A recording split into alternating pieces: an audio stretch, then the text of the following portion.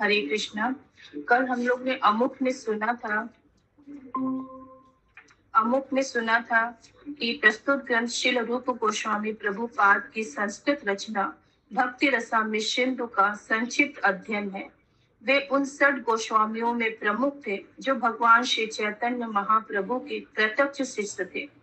जब श्रील रूप गोस्वामी प्रभुपाद सर्वप्रथम चैतन्य महाप्रभु से मिले तो उस समय वे बंगाल की मुस्लिम सरकार में मंत्री थे। भगवान श्री चैतन्य का सिद्धांत सार्वभौम है। कृष्ण विज्ञान के ज्ञाता और भगवत भक्त को ब्राह्मण कुल में जन्म लेने वाले मनुष्य से भी ऊंचा माना जाता है। यह मूल सिद्धांत है जिसे सब वैदिक ग्रंथों में विशेषतः भगवत गीता तथा श्रीमद् भागवतम में स्वीकार किया गया है। श्री चैतन्य महाप्रभु की भेंट दबीर खास तथा साकर मलिक नामक 2 भाइयों से मालदा जिले के रामकेली में हुआ था। महाप्रभु ने दबीर खास का नाम बदलकर रूप गोस्वामी कर दिया था। फिर श्रील रूप गोस्वामी पहली बार प्रयाग इलाहाबाद में श्री चैतन्य महाप्रभु से मिले और उस पावन नगरी के अश्वमेध घाट पर महाप्रभु ने लगातार 10 दिनों तक उन्हें उपदेश दिया। महाप्रभु ने रूप गोस्वामी को विशेष रूप से कृष्ण भावनामृत विज्ञान की शिक्षा दी। भक्ति का अर्थ है प्रीति पूर्वक सेवा।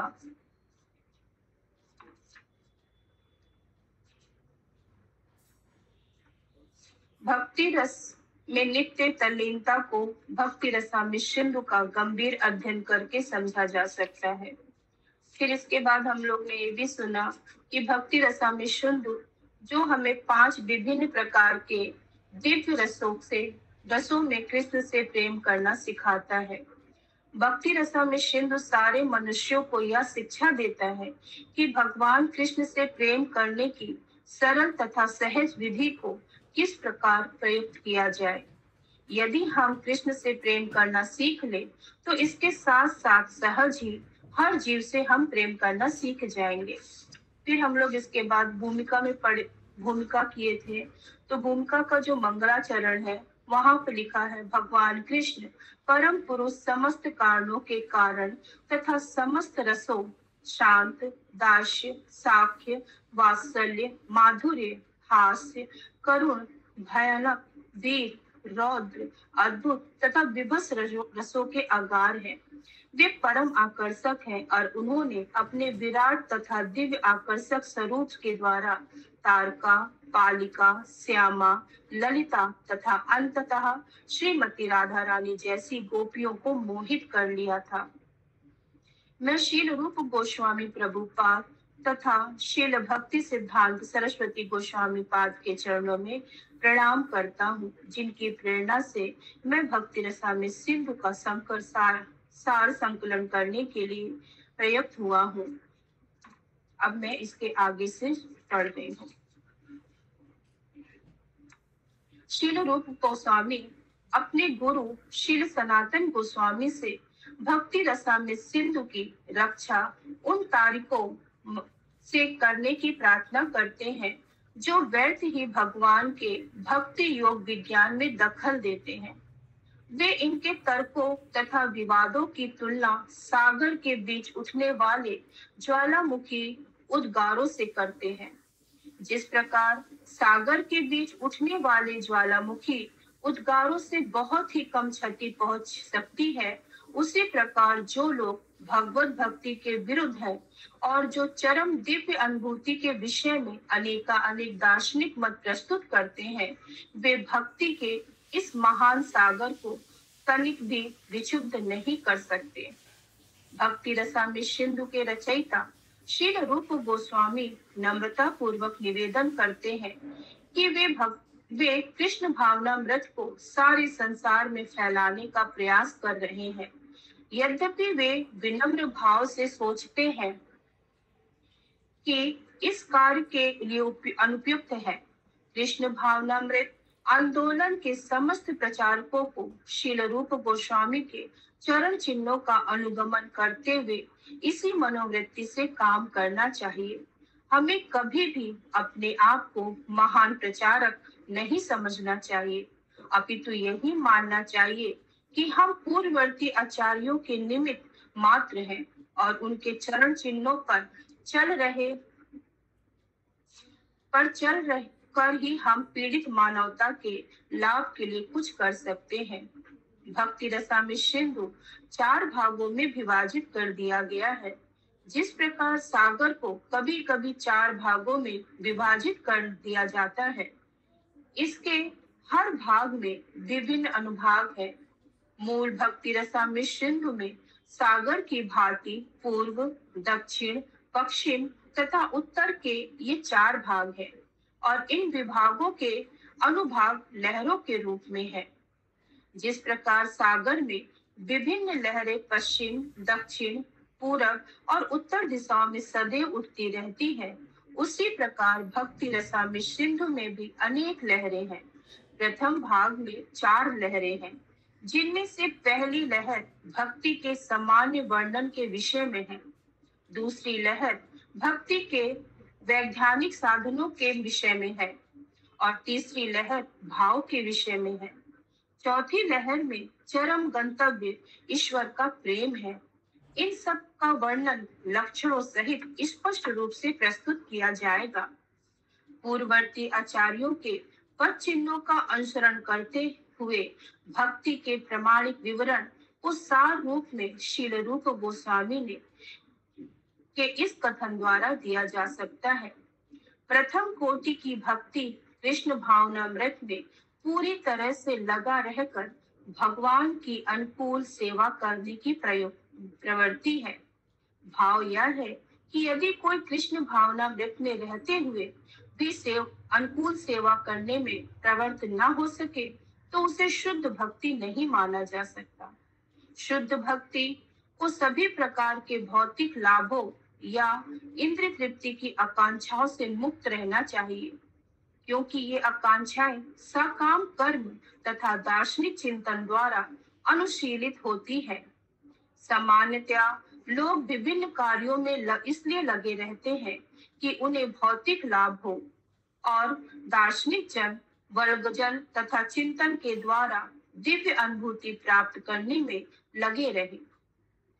शुद्ध भक्ति ऐसे साकाम कर्मों तथा दार्शनिक चिंतनों से सर्वथा मुक्त होनी चाहिए। मनुष्य को रागानुगा भक्ति द्वारा किसी आचार्य से कृष्ण भावनामृत या शुद्ध भक्ति सीखनी चाहिए। यह भक्ति एक प्रकार का अनुशीलन है। यह उन लोगों के लिए जो निष्क्रिय रहना चाहते हैं या मूक ध्यान में अपना समय बिताना चाहते हैं, मात्र निष्क्रियता नहीं है। जो लोग भक्ति करना चाहते हैं उनके लिए अनेक विधियां हैं, लेकिन कृष्ण भावनामृत का अनुशीलन इनसे पृथक है।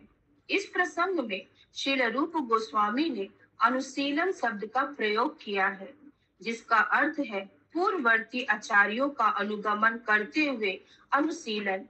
जो ही हम अनुशीलन कहते हैं तो इससे हमारा तात्पर्य स्फूर्ति या क्रियाशीलता होता है। स्फूर्ति के बिना मात्र भावना से काम नहीं होता। सामान्य कार्यों को 2 श्रेणियों में विभाजित किया जा सकता है। प्रथम, किसी विशेष उद्देश्य की प्राप्ति के लिए तथा दूसरी प्रतिकूल परिस्थिति से बचने के लिए। संस्कृत में इन्हें प्रवृत्ति या निर्वृत्ति कहा जाता है। निर्वृत्ति नकारात्मक कार्य के कर्म के अनेक उदाहरण हैं। यथा बीमार व्यक्ति को सतर्क रहना पड़ता है और विषम रोग से बचने के लिए दवाएं लेनी पड़ती है। जो लोग आध्यात्मिक जीवन का अनुशीलन करते हैं और भक्ति करते हैं, वे सदैव कर्म में लगे रहते हैं। ऐसे कर्म को शरीर द्वारा या मन से किया जा सकता है। सोचना, अनुभव करना तथा इच्छा करना ये मन के कार्य हैं, और जब हम कुछ करते हैं तो कर्म की अभिव्यक्ति स्थूल इंद्रियों द्वारा होती है। इस प्रकार हमें अपने मानसिक कार्यों में सदा कृष्ण का चिंतन करने का प्रयास करना चाहिए और महान आचार्यों तथा अपने गुरु के पद चिन्हों का अनुसरण करते हुए कृष्ण को प्रसन्न करने की योजना बनानी चाहिए।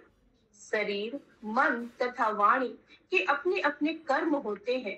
कृष्ण भावना भावित व्यक्ति अपनी वाणी का उपयोग भगवान की महिमा को प्रसारित करने में करता है। यह कीर्तन कहलाता है। कृष्ण भावना भावित व्यक्ति अपने मन से सदैव भगवान के कार्यकलापों का यथा कुरुक्षेत्र के युद्ध स्थल में प्रवचन करने का या अपने भक्तों के साथ वृंदावन में विविध लीलाओं में प्रवृत्त होने का चिंतन करता है। इस प्रकार मनुष्य भगवान के कार्यकलापों तथा लीलाओं का निरंतर चिंतन कर सकता है। यह कृष्ण भावनामृत का मानसिक अनुशीलन है। इस प्रकार हम अपने शारीरिक कार्यों द्वारा अनेक सेवाएं अर्पित कर सकते हैं, लेकिन इन सारे कार्यों को कृष्ण से संबंधित होना चाहिए। ऐसा संबंध प्रामाणिक गुरु के साथ अपने को जोड़कर स्थापित किया जा सकता है, क्योंकि गुरु शिष्य परंपरा में कृष्ण का सीधा प्रतिनिधि होता है। अतएव शरीर के द्वारा संपन्न होने वाले कृष्ण भावना भावित कार्यों को गुरु के निर्देशन में श्रद्धा पूर्वक संपन्न किया जाना चाहिए। गुरु के साथ इस संबंध को दीक्षा कहते हैं। गुरु से दीक्षा प्राप्त करने के दिन से ही कृष्ण तथा कृष्ण भावनामृत का अनुशीलन करने वाले व्यक्ति के मध्य संबंध स्थापित हो जाता है। प्रामाणिक गुरु से दीक्षा प्राप्त किए बिना कृष्ण भावनामृत से वास्तविक संबंध कभी पूरा नहीं होता। कृष्ण भावनामृत का यह अनुशीलन भौतिक नहीं होता। भगवान की 3 सामान्य शक्तियां हैं, बहिरंगा शक्ति, अंतरंगा शक्ति तथा तटस्था शक्ति। ये सारे जीव तटस्था शक्ति कहलाते हैं और भौतिक जगत बाहरी शक्ति या भौतिक शक्ति का कार्य है। फिर आध्यात्मिक जगत भी है जो अंतरंगा शक्ति की अभिव्यक्ति है। तटस्था शक्ति कहलाने वाले सारे जीव निकृष्ट बहिरंगा शक्ति के अंतर्गत भौतिक कार्य करते हैं। जब वे अंतरंगा आध्यात्मिक शक्ति के अंतर्गत कार्य करते हैं तो उनके कार्य कृष्ण भावना भावित कहलाते हैं। इसका अर्थ यह हुआ कि महात्मा जन या महान भक्त जन भौतिक शक्ति के बंधन में आकर कार्य नहीं करते, अपितु आध्यात्मिक शक्ति के संरक्षण में रहते हुए कार्य करते हैं। कोई भी कार्य जो भक्ति में या कृष्ण भावनामृत में किया जाए आध्यात्मिक शक्ति के प्रत्यक्ष नियंत्रण में रहता है। दूसरे शब्दों में शक्ति एक प्रकार का बल है और यह बल प्रामाणिक गुरु तथा कृष्ण दोनों की कृपा के द्वारा आध्यात्मिक बनाया जा सकता है। कृष्णदास कविराज गोस्वामी कृत श्री चैतन्य चरितामृत में भगवान श्री चैतन्य कहते हैं कि वह मनुष्य भाग्यशाली है जो कृष्ण की कृपा से प्रामाणिक गुरु के संपर्क में आता है। जो आध्यात्मिक जीवन के विषय में गंभीर है उसे कृष्ण बुद्धि प्रदान करते हैं, जिससे कि वह प्रामाणिक गुरु के संपर्क में आकर गुरु की कृपा से कृष्ण भावनामृत में उन्नति करता है। इस तरह कृष्ण भावनामृत का सारा प्रभाव शेष क्षेत्र साक्षात आध्यात्मिक शक्ति कृष्ण तथा गुरु के अधीन है। इसे भौतिक जगत से कुछ भी लेना देना नहीं रहता। जब हम कृष्ण का नाम लेते हैं तो हमारा तात्पर्य भगवान तथा उनके अनेकानेक विस्तारों से रहता है। वे अपने स्व अंशों, अपने अंशों तथा अपनी विभिन्न शक्तियों द्वारा विस्तार पाते हैं। दूसरे शब्दों में कृष्ण का अर्थ है सर्वस्व और इसमें प्रत्येक वस्तु सम्मिलित है। फिर भी समानता कृष्ण से हमें कृष्ण तथा उनके स्व अंशों का बोध होना चाहिए। कृष्ण अपना विस्तार बलदेव, संकर्षण, वासुदेव, अनिरुद्ध, प्रद्युम्न, राम, नरसिंह तथा वराह के साथ साथ अन्य अवतारों तथा असंख्य विष्णु अंशों में करते हैं। श्रीमद् भागवतम में इन्हें असंख्य लहरों के तुल्य बताया गया है। अतएव कृष्ण के अंतर्गत ऐसे सारे अंश तथा उनके शुद्ध भक्त भी सम्मिलित है। ब्रह्म संहिता में कहा गया है कि कृष्ण के अंश पूर्णतः सच्चिदानंदमय है। भक्ति का अर्थ है उन कृष्ण भावना भावित कार्यों को संपन्न करना जो भगवान कृष्ण के दिव्य आनंद के अनुकूल हो। इसके विपरीत जो क्रिया श्री भगवान के दिव्य आनंद के प्रतिकूल हो, उसे भक्ति नहीं माना जा सकता। उदाहरण, रावण, कंस तथा हिरण्यकशिपु जैसे महान असुर सदैव कृष्ण का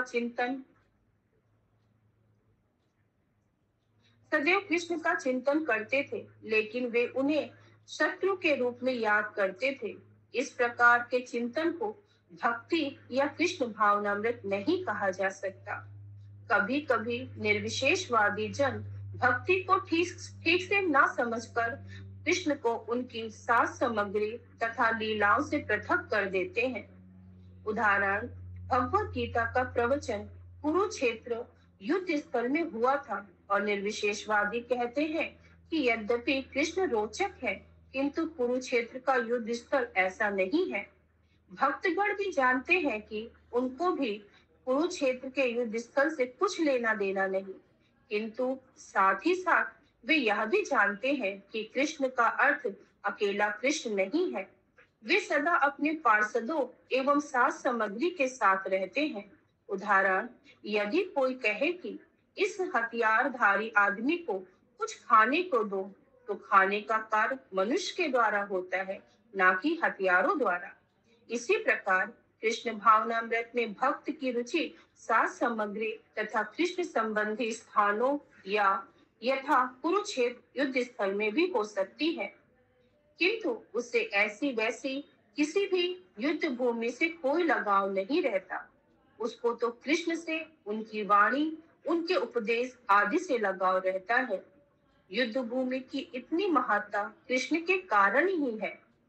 कृष्ण भावनामृत को समझने का यही सार है। इसे समझे बिना मनुष्य यह समझने में भ्रांति का शिकार हो सकता है कि भक्तगण कुरुक्षेत्र के युद्ध स्थल में रुचि क्यों लेते हैं। जो व्यक्ति कृष्ण में रुचि रखता है, वह उनके विभिन्न कार्यकलापों तथा लीलाओं में भी रुचि लेने लगता है। भक्ति रसामृत सिंधु में श्रील रूप गोस्वामी के अनुसार शुद्ध भक्त की परिभाषा को इस प्रकार सार रूप में दिया जा सकता है। उसकी सेवा अनुकूल होती है और सदैव कृष्ण से संबंधित रहती है। ऐसे कृष्ण भावना भावित कार्यों की शुद्धता बनाए रखने के लिए मनुष्य को समस्त भौतिक आकांक्षाओं तथा दार्शनिक चिंतन मनोधर्म से मुक्त होना चाहिए। भगवान की सेवा के अतिरिक्त कोई भी आकांक्षा भौतिक आकांक्षा कहलाती है और दार्शनिक चिंतन मनोधर्म का अर्थ है ऐसा चिंतन जो अंततः शून्यवाद या निर्विशेषवाद तक पहुंचे। ऐसा निष्कर्ष कृष्ण भावना भावित व्यक्ति के लिए व्यर्थ है। दार्शनिक चिंतन के द्वारा विरले ही वासुदेव कृष्ण की पूजा के निष्कर्ष तक पहुंचा जा सकता है। इसकी पुष्टि श्रीमद् भगवद गीता में भी हुई है। तब फिर दार्शनिक चिंतन का चरम लक्ष्य कृष्ण होना चाहिए, जिससे यह ज्ञान हो कि कृष्ण समस्त कारणों के कारण या सर्वस्व है। अतएव मनुष्य को उनकी शरण में जाना चाहिए। यदि इस अंतिम लक्ष्य तक पहुंचा जा सके तो दार्शनिक प्रगति अनुकूल होती है, किंतु यदि दार्शनिक चिंतन का निष्कर्ष शून्यवाद या निर्विशेषवाद निकले तो वह भक्ति नहीं है। कभी कभी कर्म को या सकाम कर्म को कर्म कांड समझ लिया जाता है। ऐसे अनेक लोग हैं जो वेद वर्णित कर्म कांड के प्रति अत्यधिक आकृष्ट होते हैं, किंतु यदि कृष्ण को जाने बिना कोई व्यक्ति एकमात्र कर्म कांड के प्रति आकृष्ट होता है तो उसके कार्य कृष्ण भावनामृत के प्रतिकूल पड़ते हैं। वास्तव में कृष्ण भावनामृत को केवल श्रवण, कीर्तन, स्मरण आदि पर ही आधारित किया जा सकता है। श्रीमद् भागवतम में 9 विभिन्न विधियां बतलाई गई हैं। इसके अतिरिक्त प्रत्येक संपन्न कार्य कृष्ण भावनामृत के प्रतिकूल है। इस तरह ऐसी गलतियों से सदा बचना चाहिए। श्रील रूप गोस्वामी ने भक्ति की इस परिभाषा में ज्ञान कर्मदि का भी उल्लेख किया है। कर्मधि में वे कार्य आते हैं जो शुद्ध भक्ति को प्राप्त करने में सहायक नहीं बनते। तथाकथित त्याग के अनेक रूप भी कृष्ण की भक्ति के लिए अनुकूल नहीं होते। श्रील रूप गोस्वामी ने नारद पंचरात्र की एक निम्नलिखित परिभाषा भी उद्भुत की है। मनुष्य को समस्त उपलब्धियों से मुक्त होना चाहिए और कृष्ण भावनामृत द्वारा समस्त भौतिक कलमश से शुद्ध हो जाना चाहिए। उसे फिर से अपनी शुद्ध पहचान प्राप्त करनी चाहिए, जिसमें वह अपनी इंद्रियों को इंद्रियों के स्वामी की सेवा में लगा सके। अतएव जब हमारी इंद्रियों के वास्तविक स्वामी के लिए लग जाती हैं, तो इसे भक्ति कहते हैं। हमारी बद्ध अवस्था में हमारी इंद्रियां शारीरिक मांगों की पूर्ति में लगी रहती है, किंतु जब वे ही इंद्रियां कृष्ण के आदेशों को पूरा करने में लगा दी जाए, तो हमारे कार्य भक्ति कहलाते हैं। जब तक मनुष्य अपने आप को किसी एक परिवार, किसी समाज या किसी व्यक्ति से संबंधित मानता है, तब तक उसे उपाधि से आवृत कहा जाता है। किंतु उसे जब पूर्णतया ज्ञान हो जाता है कि वह किसी परिवार, समाज या देश से नहीं अपितु कृष्ण से नित्य संबंधित है, तब उसे अनुभूति होती है कि उसे अपनी शक्ति का संप्रयोग तथाकथित परिवार, समाज या देश के हितों में ना करके कृष्ण के लिए करना चाहिए। यही उद्देश्य की शुद्धता है और कृष्ण भावनामृत में शुद्ध भक्ति पद भी है। हरे कृष्णा। अब हम लोग श्री भक्ति रसामृत सिंधु का पहला भाग शुरू कर रहे हैं। अध्याय 1, शुद्ध भक्ति के लक्षण। श्री कपिल देव ने श्रीमद् भागवतम में स्कंद 3 अध्याय 29, 12 और 13 में अपनी माता को उपदेश देते हुए शुद्ध भक्ति के निम्नलिखित लक्षण बताए हैं। हे माता, जो मेरे शुद्ध भक्त हैं और जिन्हें भौतिक लाभ या दार्शनिक चिंतन की कोई कामना नहीं है, उनके मन मेरी सेवा में इतने तल्लीन रहते हैं कि वे मुझसे उस सेवा में तल्लीन रहने के अतिरिक्त और कुछ नहीं मांगना चाहते। यहाँ तक कि वे मेरे धाम में मेरे साथ रहने की भी याचना नहीं करते। मुक्ति 5 प्रकार की होती है। भगवान से तदाकार होना सायुज्य, भगवान के साथ उसी लोक में रहना सालोक्य, भगवान के समान स्वरूप प्राप्त करना सारूप्य, भगवान ही की तरह उन्हीं ऐश्वर्य का भोग करना सृष्टि तथा भगवान के संगी रूप में रहना सामीप्य। भक्त भौतिक इंद्र तृप्ति को तो ठुकराता ही है, वह 5 प्रकार की मुक्तियों में से किसी प्रकार की भी मुक्ति की कामना नहीं करता। वह भगवान की प्रेम में सेवा करके ही संतुष्ट रहता है। यह शुद्ध भक्ति का लक्षण है। श्रीमद् भागवतम में आए कपिल देव के उपयुक्त कथन में शुद्ध भक्ति की वास्तविक स्थिति का वर्णन हुआ है और भक्ति के प्रारंभिक लक्षणों को भी परिभाषित किया गया है। भक्ति के अन्य लक्षणों का वर्णन श्री रूप गोस्वामी ने विभिन्न शास्त्रों के साक्ष्य समेत किया है। उनके अनुसार शुद्ध भक्ति के 6 लक्षण होते हैं, जो निम्नवत है। नंबर 1, शुद्ध भक्ति समस्त प्रकार के भौतिक कलेश से अविलंब राहत देती है। कलेश धनी। शुद्ध भक्ति। नंबर 2, शुद्ध भक्ति समस्त कल्याण का शुभ आरंभ करने वाली है, शुभदा। नंबर 3, शुद्ध भक्ति स्वतः दिव्य आनंद प्रदान करने वाली है, शानंद विशेषतम। नंबर 4, शुद्ध भक्ति विरले ही प्राप्त होती है, सुदुर्लभ। नंबर 5, शुद्ध भक्ति को प्राप्त लोग मुक्ति के विचार मात्र को तुच्छ समझते हैं, मोक्ष लघुता। नंबर 6, शुद्ध भक्ति कृष्ण को आकर्षण करने का एकमात्र साधन है, श्री कृष्ण आकर्षण का। कृष्ण सर्व आकर्षक है, किंतु शुद्ध भक्ति उन्हें भी आकृष्ट करती है। इसका अर्थ यह हुआ कि शुद्ध भक्ति साक्षात कृष्ण से दिव्य रूप में भी अधिक बलवती है, क्योंकि वह कृष्ण की अंतरंगा शक्ति है। भौतिक कलेश से राहत, कलेश घनत्वम। भगवत गीता में भगवान कहते हैं कि मनुष्य को चाहिए कि वह सारे कार्यों को त्याग कर उनकी शरण में जाए। वही भगवान यह भी वचन देते हैं कि वे शरणागत जीवों को सारे पाप कर्मों के फल से बचाएंगे। श्रील रूप गोस्वामी कहते हैं कि पाप कर्मों से जो कष्ट उत्पन्न होते हैं वे स्वयं वर्तमान पापों तथा विगत जीवन में हमारे द्वारा किए गए पापों दोनों ही के कारण होते हैं। सामान्यतः जीव अज्ञान अविद्या के कारण पाप कर्म करता है, किंतु पाप कर्मों के फल से बचने के लिए अज्ञान को बहाना नहीं हो सकता। पाप कर्म दो प्रकार के होते हैं, जो कि वे जो प्रौढ़ पवक्त होते हैं प्रारब्ध, और जो प्रौढ़ नहीं होते अप्रारब्ध। वर्तमान में हम जिन पाप कर्मों के कारण कष्ट भोग रहे हैं वे प्रौढ़ प्रारब्ध कहलाते हैं। वे सब पाप कर्म जो हमारे भीतर संचित है और जिनके लिए हमने अभी कष्ट नहीं भोगा है वह अप्रौढ़ अप्रारब्ध माने जाते हैं। उदाहरण हो सकता है कि किसी मनुष्य ने अपराध किए हो, किंतु वह अभी तक उनके लिए बंदी ना बनाया गया हो, किंतु जो ही उसका पता चल जाएगा त्यों ही वह बंदी बना लिया जाएगा। इसी प्रकार हम अपने कतिपय पाप कर्मों के द्वारा भविष्य में होने वाले कष्टों की प्रतीक्षा करते हैं, और कुछ ऐसे पाप कर्म हैं जो प्रौढ़ होते हैं जिसके कारण हम इस समय कष्ट भोगते हैं।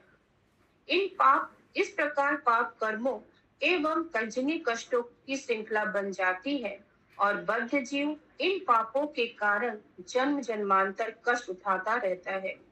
वह अपने वर्तमान जीवन में विगत जीवन के पाप कर्मों के फलों के कष्ट भोगता है और साथ ही अगले जीवन के लिए अधिक कष्टों को मोल ले लेता है।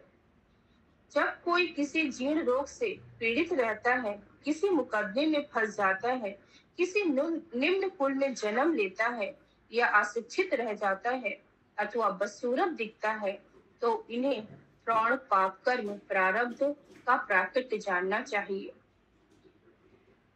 ऐसे अनेक विगत पाप कर्म के फल हैं जिनके कारण हम इस समय कष्ट भोगते हैं, और अपने वर्तमान पाप कर्मों के कारण हम भविष्य में कष्ट भोगेंगे। किंतु इन समस्त पाप कर्मों के फल तुरंत समाप्त हो सकते हैं यदि हम कृष्ण भावनामृत को ग्रहण कर लें। इसके प्रमाण स्वरूप श्रील रूप गोस्वामी श्रीमद् भागवतम से स्कंद 11 अध्याय 14 श्लोक 19 उदाहरण देते हैं। यह श्लोक भगवान कृष्ण द्वारा उद्धव को दिए गए उपदेश से संबंधित है, जिसमें वे कहते हैं, हे उद्धव, मेरी भक्ति उस प्रज्वलित अग्नि के समान है जो इसमें डाले गए असीम ईंधन को जलाकर राख बना सकती है। तात्पर्य यह है कि जिस प्रकार प्रज्वलित अग्नि कितनी ही मात्रा में ईंधन को जलाकर खाक कर सकती है, उसी प्रकार कृष्ण भावनामृत में भगवान की भक्ति सारे पाप कर्मों के ईंधन को जला सकती है। उदाहरण, गीता में अर्जुन ने सोचा था कि युद्ध करना पाप कर्म है, किंतु कृष्ण ने अपने आदेश से उसे युद्ध में प्रवृत्त किया, जिसके कारण वह युद्ध भक्ति बन गया। इसीलिए अर्जुन को कोई पाप फल नहीं भोगना पड़ा। श्रील रूप गोस्वामी श्रीमद् भागवतम स्कंद 3 अध्याय 33 श्लोक 6 एक अन्य श्लोक उद्भुत करते हैं, जिसमें देवहूति अपने पुत्र कपिल देव को संबोधित करके कहती है, हे भगवान, श्रवण कीर्तन आदि 9 प्रकार की भक्ति होती है। जो भी आपकी लीलाओं का श्रवण करता है, आपकी महिमा का कीर्तन करता है, आपको नमस्कार करता है, आपका चिंतन करता है और इस तरह 9 प्रकार में से किसी भी प्रकार की भक्ति करता है, वह तुरंत यज्ञ करने का पात्र बन जाता है, भले ही उसका जन्म चंडाल कुल में ही हुआ क्यों न हो। अतएव यह कैसे संभव हो सकता है कि जो पूर्ण कृष्ण मृत में भक्ति में संलग्न रहता है, वह शुद्ध ना बन चुका हो, ऐसा हो ही नहीं सकता। जो व्यक्ति कृष्ण भावनामृत तथा भक्ति में संलग्न रहता है, वह भौतिक पाप कर्मों के सारे कल्मशों से अश्वमेव मुक्त हो चुका होता है। इसीलिए भक्ति में पाप कर्मों के सारे फलों को निश्चित करने की शक्ति होती है। तो भी भक्त सदैव सतर्क रहता है, उससे किसी तरह का पाप कर्म होने ना पाए। यह उसकी भक्त होने के नाते विशेष बात होता है। इस प्रकार श्रीमद् भागवतम का कथन है कि भले ही कोई चंडाल कुल में क्यों ना उत्पन्न हुआ हो, किंतु यदि वह भक्ति करता है तो वह वेद विहित कर्म कांडों में भाग लेने का अधिकारी बन जाता है। इस कथन के में यह प्रश्न है कि चंडाल कुल में उत्पन्न व्यक्ति सामान्यता यज्ञ संपन्न करने के योग्य नहीं होता। इन वेद विहित कर्म कांडों को संपन्न करने का भार पुरोहित वर्ग पर है, जिसे ब्राह्मण वर्ण कहते हैं। बिना ब्राह्मण हुए कोई इन संस्कारों को संपन्न नहीं कर सकता। हरे कृष्ण।